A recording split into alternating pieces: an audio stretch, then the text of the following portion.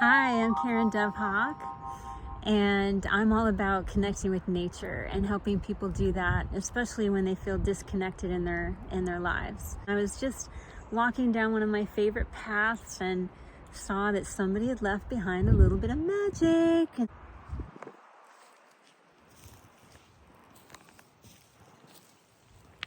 So we go up this little stony path. You see somebody has made a little fairy house.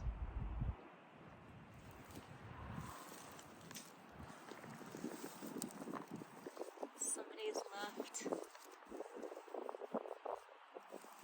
a stone. I can't quite make out what it says. And then there's this little fairy ladder here.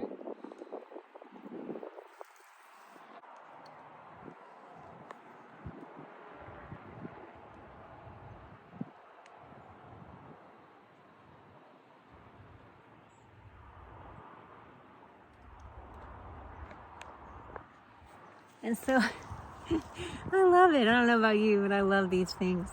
And if you are feeling more inspired to connect with nature some more, keep following me on this YouTube channel. Really amazing connecting times.